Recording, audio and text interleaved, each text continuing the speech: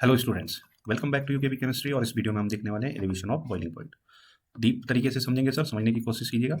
Elevation का meaning आप ले सकते हैं राइज होने से। जब कोई राइज होता है कोई चीज़, या उसमें प्रोग्रेस आती है, या इसको हाइट अगर मिलती है तो आप बोलेंगे एलिवेशन हो रहा है। यानी बॉइलिंग पॉइंट अगर राइज होता है हमारा तो elevation of boiling point. Boiling point progress करता है तो भी आप बोलेंगे एलिवेशन ऑफ बॉइलिंग पॉइंट। अब ये बॉइलिंग पॉइंट क्या है, इसको समझने की कोशिश करते हैं। देखिए, यहाँ आपको कंटेनर दिख रहा है। ये कंटेनर आपने ले रखा है ओपन कंटेनर।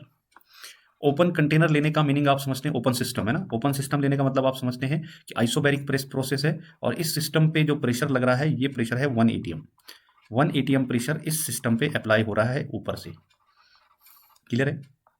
इस सिस्टम के अंदर आपने, इस कंटेनर के अंदर आपने ले रखा है H2O as a solvent, pure solvent. और ये कैसा है सर, वोलेटाइल नेचर का है, ये भी आप समझते हैं। तो जैसे ही आप इस कंटेनर को हीट अप करेंगे, यानी डेल्टा क्यू आप इसको सप्लाई करेंगे, तो इसके पार्टिकल किस में कन्वर्ट होना शुरू कर देंगे, वेपर में। जब टेम्परेचर कम होगा, कम वेपर बनेगी। जैसे जैसे टेम्परेचर इंक्रीज होगा, वैसे वैसे ये वेपर भी क्या होने लग जाएगी, इंक्रीज होना शुरू कर देगी। नीचे के पार्टिकल भी वेपर बनना शुरू कर देंगे। जैसे जैसे वेपर प्रेशर इसके अंदर इंक्रीज होगा, तो एक कंडीशन ऐसी आएगी जब इसका वेपर प्रेशर, कंटेनर का वेपर प्रेशर किसके इक्वल हो जाएगा, 1 एटीएम के। जब इसका वेपर प्रेशर इक्वल हो जाएगा 1 एटीएम के, तो ये जो वाटर इसके अंदर है, H2O है, ये बॉइल होना शुरू कर देगा, है ना। तो जिस टेम्परेचर पे, अब हम बात कर रहे हैं टेम्परेचर की, जिस टेम्परेचर पे, यानी हम जानते हैं 100 डिग्री सेल्सियस पे, 100 डिग्री सेल्सियस पे ये जो कंटेनर होता है, इसके अंदर इतनी हीट आ जाती है कि इसका वेपर प्रेशर इक्वल हो जाता है किसके, 1 एटीएम की, है ना। तो हम ऐसे टेम्परेचर की बात कर रहे हैं जब लिक्विड का जो वेपर प्रेशर है, लिक्विड का वेपर प्रेशर इक्वल होना चाहिए किसके, 1 एटीएम के। तो इस टेम्परेचर को हम नाम दे देते हैं बॉइलिंग पॉइंट। क्लियर है? डेफिनेशन ऊपर देख सकते हैं, the minimum temperature at which vapour pressure of a liquid is equal to the atmospheric pressure. आपने इसको हीट सप्लाई करी, 100 डिग्री सेल्सियस पे पहुंचा, इसके अंदर का वेपर प्रेशर इतना इंक्रीज हो चुका है कि ये किसके इक्वल हो गया है, 1 एटीएम की। तो ये 100, जिस टेम्परेचर पे ये वेपर प्रेशर इसके इक्वल हुआ, वो उसका बॉइलिंग पॉइंट। क्लियर है? फैक्ट वाली बात क्या है, इसके अंदर H2O था, और H2O कैसा है हमारा, वोलेटाइल नेचर का है। और वोलेटाइल नेचर होने की वजह से, है ना, वोलेटाइल नेचर होने की वजह से वेपर प्रेशर हमारा अच्छा खासा इंक्रीज हुआ, मस्त इंक्रीज हुआ, कोई टेंशन नहीं है। लेकिन जैसे ही आप इस वाटर के सॉल्वेंट में मिक्स कर देते हैं क्या, NaCl को। अब NaCl कैसा है सर हमारा, ये है नॉन वोलेटाइल नेचर का सॉल्यूट। जब इसके अंदर ऐड करते हैं तो कंडीशन सेम है। यहां भी आपने ओपन सिस्टम ले रखा है, आइसोबैरिक प्रोसेस है, तो इस कंडीशन में यहां से भी कितना प्रेशर लग रहा होगा, 1 एटीएम। तो ऊपर से तो सेम प्रेशर अप्लाई हो रहा है। नॉन वोलेटाइल सॉल्यूट आपने इसके अंदर मिक्स कर दिया, जो येलो पार्टिकल आपको दिख रहे हैं, इसको भी आप डेल्टा क्यू सप्लाई करना शुरू कर दो। हीट आपने यहां से देनी शुरू कर दी, है ना। अब डेल्टा बोलने की जरूरत नहीं है, लेकिन फिर भी है डेल्टा क्यू। आप इसको क्यू, हीट को क्यू के फॉर्म में ही लेंगे। अब क्यू आपने हीट देना यहां सप्लाई किया। अब देखो यहां भी सर जैसे जैसे हीट दोगे, ये पार्टिकल पहले वेपर बनेगा, फिर ये पार्टिकल वेपर बनेगा, फिर ये, फिर ये। लेकिन यहां वाटर वेपर का नंबर ज्यादा था, तो वेपर प्रेशर ज्यादा हो रहा था, जल्दी एटीएम के इक्वल हो गया। अब यहां वेपर कम बन रही है। आप जानते हैं नॉन वोलेटाइल सॉल्यूट ऐड करने से, आप ये बात जानते हैं कि जब आप नॉन वोलेटाइल सॉल्यूट ऐड करते हैं तो वेपर प्रेशर हमारा क्या हो जाता है, कम। तो वेपर प्रेशर कम है, तो ये वेपर प्रेशर इक्वल नहीं होने वाला है 1 एटीएम के। तो इसको इक्वल करने के लिए इन पार्टिकल को भी हमें क्या बनाना पड़ेगा, वेपर। ये जो पार्टिकल है ये भी वेपर बनने चाहिए, ये सारे के सारे पार्टिकल, ये वाला पार्टिकल भी वेपर बनेगा, तब जाके ये वेपर प्रेशर इस एटीएम के इक्वल होगा। तो अगर इस पार्टिकल को भी वेपर बनाना है, हम इस पार्टिकल की ओर गौर करेंगे, इस पार्टिकल को भी वेपर बनाना है, तो इसको इतनी एनर्जी सप्लाई करनी पड़ेगी कि ये पार्टिकल जब ऊपर जाए, वेपर में कन्वर्ट हो, तो टकराने के बाद, इससे टकराने के बाद नीचे ना आए, ये टकराए, फिर इससे टकराए, फिर इससे टकराए, इससे टकराए, और फाइनली ऊपर जाके वेपर में कन्वर्ट हो जाए। तो इसका जो ये इतना लंबा रास्ता है, इतना लंबा रास्ता तय करने के लिए इसको हमें हीट सप्लाई करनी पड़ेगी, एक्स्ट्रा एनर्जी देनी पड़ेगी। और एक्स्ट्रा एनर्जी देने का मतलब, एक्स्ट्रा हीट सप्लाई करने का मीनिंग है कि कंटेनर का टेम्परेचर क्या करना पड़ेगा, इंक्रीज। एग्जाम्पल के लिए हमने 110 डिग्री सेल्सियस क्या कर दिया, सप्लाई कर दी। तो जब जैसे ही इस कंटेनर का टेम्परेचर 110 डिग्री सेल्सियस हुआ, ये सारे पार्टिकल इधर उधर टकरा टुकरा के किस में कन्वर्ट हो गए, वेपर में। अब जो वेपर प्रेशर ऑफ सॉल्यूशन है ये इक्वल हो गया 1 एटीएम के। तो इस टेम्परेचर पे ये बॉइल होना शुरू कर देगा। इट मींस इस सॉल्यूशन का बॉइलिंग पॉइंट कितना हो जाएगा, 110 डिग्री सेल्सियस। क्लियर है? एक बार फिर चेक कीजिए, ये प्योर सॉल्वेंट था, तो 100 डिग्री सेल्सियस पे इसका वेपर प्रेशर एटीएम के इक्वल हो गया। यहां नॉन वोलेटाइल सॉल्यूट ऐड करने से वेपर प्रेशर कम बना, कम वेपर प्रेशर बना, तो वेपर प्रेशर बढ़ाने के लिए हमने टेम्परेचर इंक्रीज किया, और जैसे ही 110 डिग्री सेल्सियस गया, तो ये वेपर प्रेशर किसके इक्वल हो गया, 1 एटीएम के। हमने बोला इसका बॉइलिंग पॉइंट 110 डिग्री सेल्सियस है। क्लियर? ये बात समझिए, ये बात समझिए, इतनी बात क्लियर। ग्राफ से समझ लेते हैं, ये हमारे पास प्रेशर है और ये टेम्परेचर है। एग्जाम्पल के लिए, जब हमारे पास प्योर सॉल्वेंट था, तो प्योर सॉल्वेंट इस टेम्परेचर पे 40 डिग्री सेल्सियस पे इस प्योर सॉल्वेंट का प्रेशर रहा, वेपर प्रेशर रहा होगा ये। जैसे ही आपने टेम्परेचर इंक्रीज किया, ये था 40 डिग्री सेल्सियस, ये आप लेके गए 60 डिग्री सेल्सियस, तो 60 डिग्री सेल्सियस पे इसका वेपर प्रेशर थोड़ा और इंक्रीज हो गया। जैसे ही आप 100 डिग्री सेल्सियस पे लेके गए, इसका वेपर प्रेशर किसके इक्वल हो गया? 1 एटीएम के। यानी ये जो वेपर प्रेशर है, ये जो टेम्परेचर है जिसपे वेपर प्रेशर किसके इक्वल हुआ? 1 एटीएम के, ये इसका क्या कहलाएगा? Boiling point. मीन्स जैसे जैसे टेम्परेचर आपने बढ़ाया, वेपर प्रेशर इंक्रीज होता रहा, और ये वेपर प्रेशर इस टेम्परेचर पे किस में कन्वर्ट हो गया? 1 एटीएम के इक्वल हो गया, तो आपने इसको क्या बोल दिया? Boiling point. सेम अब सॉल्यूशन के केस में भी होगा। देखिए, आप जानते हैं कि जब सॉल्वेंट में हम नॉन वोलेटाइल सॉल्यूट मिलाते हैं तो इसका वेपर प्रेशर कम बनता है, यानी 40 डिग्री सेल्सियस पे इस सॉल्यूशन का वेपर प्रेशर कम बना होगा। अगर इसका इतना बना तो इसका इतना बना, कम बना होगा। 60 डिग्री सेल्सियस पे इंक्रीज तो करेगा पर इससे कम होगा। 80 डिग्री सेल्सियस पे यहां पहुंचेगा, और 100 डिग्री सेल्सियस पे कहां पहुंच जाएगा? यहां 1 एटीएम के इक्वल। जैसे जैसे प्रेशर बढ़ता रहा है ना, 100 डिग्री सेल्सियस पे कहां पहुंचा? यहां। और ये कोई एक टेम्परेचर आया जहां पे इसका वेपर प्रेशर किसके इक्वल हो गया सर? 1 एटीएम की। यानी जैसे जैसे सॉल्यूशन का टेम्परेचर आपने बढ़ाया, इसका वेपर प्रेशर इंक्रीज होता गया, और एक कंडीशन ऐसी आई जब ये भी किसके इक्वल हो गया? 1 एटीएम के। तो ये वाला जो टेम्परेचर होगा, इसको आप इसका क्या बोलेंगे? Boiling point. और ये टेम्परेचर होगा सर ये वाला, और हमने एग्जाम्पल के लिए इस टेम्परेचर को मान रखा है 110। तो अगर मैं ऐसा बोलूं कि ये जो प्योर सॉल्वेंट का वेपर प्रेशर, प्योर सॉल्वेंट का जो टेम्परेचर था, इसको मैं बोल दूं टीबी नॉट, और सॉल्यूशन का जो टेम्परेचर था इसको मैं बोल दूं सिर्फ टीबी। तो ये जो टेम्परेचर है, ये हमारे सॉल्वेंट के टेम्परेचर से अधिक है, ज्यादा है, राइज हो चुका है, प्रोग्रेस कर चुका है, इसको हाइट मिल गई है, एलिवेशन हो चुका है। आप बोलेंगे कि इसके बॉइलिंग पॉइंट में क्या हो गया? एलिवेशन। क्लियर है? एक बार फिर समझाता हूं, समझिए। जब टेम्परेचर कम था, प्रेशर कम बना। जैसे जैसे टेम्परेचर होता मिलता गया, वेपर प्रेशर इंक्रीज हुआ, और 100 डिग्री सेल्सियस पे प्योर वाटर का कितना हो गया? 1 एटीएम। तो इसको हमने बोल दिया टीबी नॉट, क्योंकि हमारा प्योर सॉल्वेंट था। क्लियर है? अब सॉल्यूशन है सर, इसमें नॉन वोलेटाइल सॉल्यूट है, तो इसी टेम्परेचर पे कम वेपर बनी होगी। टेम्परेचर बढ़ाया, वेपर इंक्रीज हुई, टेम्परेचर बढ़ाया, वेपर इंक्रीज हुई, और टेम्परेचर बढ़ाया तो एक कंडीशन ऐसी आई जब वेपर प्रेशर 1 एटीएम के इक्वल हो गया।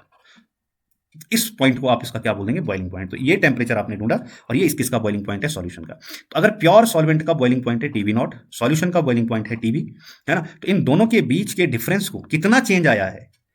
अब ये तो सर हमारे सॉल्वेंट का बॉइलिंग पॉइंट है, ये सॉल्यूशन का है, लेकिन चेंज कितना है, कितना राइज हुआ है? तो इसमें से इस टेम्परेचर में से अब मान लो ये था 100 डिग्री सेल्सियस, और ये है 110 डिग्री सेल्सियस, तो कितना चेंज आया? 10 का। कैसे पता किया सर आपने? तो चेंज ऑफ टेम्परेचर आपने कैसे पता किया? 110 माइनस 100, यही किया ना। यानी इन दोनों के बीच के डिफरेंस को मैं बोल दूंगा डेल्टा टीबी। क्या बोल दूंगा सर? Delta TB. तो हमें करना है टीबी माइनस टीबी नॉट, और हमें क्या मिल जाएगा? एलिवेशन कितना राइज हुआ है? कितना राइज हुआ है? 10 डिग्री सेल्सियस राइज हुआ। तो आप इस डेल्टा टीबी को क्या बोल देंगे? Elevation of boiling point. ये डेल्टा टीबी हमारा क्या हो जाएगा? Elevation of boiling point. Clear है? क्लियर है? यानी एलिवेशन ऑफ बॉइलिंग पॉइंट आप किसको बोल रहे हैं सर? एलिवेशन ऑफ बीपी आप किसको बोल रहे हैं? डेल्टा टीबी को। और ये डेल्टा टीबी किसके इक्वल है सर? ये है टीबी माइनस टीबी नॉट के। टीबी किसका बॉइलिंग पॉइंट है सर? सॉल्यूशन का। टीबी नॉट किसका है? प्योर सॉल्वेंट का। क्लियर है? अब चेक कीजिए, ये डेल्टा टीबी कैसे इंक्रीज हुआ। अगर यहां सिर्फ 3 ही पार्टिकल सॉल्यूट के होते तो इन पार्टिकल को वेपर बनना इजी था, लेकिन जितने ज्यादा, अब ये सारे के सारे सॉल्यूट होंगे, तो इसको ऊपर ले जाना और भी क्या होगा? कठिन। मतलब boiling point delta TB, elevation of boiling point किस पे डिपेंड करेगा? अमाउंट ऑफ सॉल्यूट पे, है ना। डेल्टा टीबी डायरेक्टली प्रोपोर्शनल होगा सर किसके? अमाउंट ऑफ सॉल्यूट के। अमाउंट ऑफ सॉल्यूट के। अगर आपका अमाउंट ऑफ सॉल्यूट, है ना, अमाउंट ऑफ सॉल्यूट इंक्रीज करता है, तो डेल्टा टीबी भी क्या करेगा? इंक्रीज। क्लियर है? डेल्टा टीबी भी क्या करेगा? इंक्रीज। अब आप ये बोल सकते हैं कि अगर amount of solvent delta TB पे डिपेंड कर रहा है, delta TB amount of solvent पे डिपेंड कर रहा है, तो अमाउंट ऑफ सॉल्यूट को तो हम कंसंट्रेशन बोलते हैं, तो डेल्टा टीबी किस पे डायरेक्टली प्रोपोर्शनल किसके है सर? कंसंट्रेशन के। और अगर इस कंसंट्रेशन को मैं मोलेलिटी ले लूं, तो डेल्टा टीबी किसके इक्वल हो जाएगा? हमारे डेल्टा टीबी डायरेक्टली प्रोपोर्शनल होगा किसके? मोलेलिटी के। क्लियर है? यानी ये जो डेल्टा टीबी है, ये इक्वल है किसके? के बी इंटू मोलेलिटी के। अब ये के बी क्या है सर? के बी हमारा है एबुलियोस्कोपिक कांस्टेंट, इसको आप नाम दे देते हैं। ठीक है सर, इसको बॉइलिंग एलिवेशन कांस्टेंट आप नाम दे सकते हैं, मोलल एलिवेशन नाम दे सकते हैं आप इसको। क्या? चलो चेक कीजिए, बॉइलिंग एलिवेशन कांस्टेंट आप इसको नाम दे सकते हैं। ठीक है, इसको आप नाम दे सकते हैं क्या? मोलल एलिवेशन कांस्टेंट आप इसको नाम दे सकते हैं। तो इतने सारे नाम हैं हमारे इस के भी। क्लियर है? अब मोलेलिटी है सर, तो डेल्टा टीबी को क्या आप ऐसे नहीं लिख सकते, delta TB equal to KB, molality को हम कैसे लिख सकते हैं, W2 upon M2 into W1 into 1000। Delta TB को इस फॉर्म में लिख के हम अपने सॉल्यूट का मोलर मास क्या कर सकते हैं, कैलकुलेट कर सकते हैं। क्लियर है। तो अगर मोलर मास के टर्म्स में आपको लिखना है तो M2 किसके इक्वल होने वाला है, जरा बताइए। हमारा M2 किसके इक्वल होने वाला है, 1000 into W2 into KB upon आ जाएगा सर हमारा क्या, डेल्टा टीबी इंटू W1।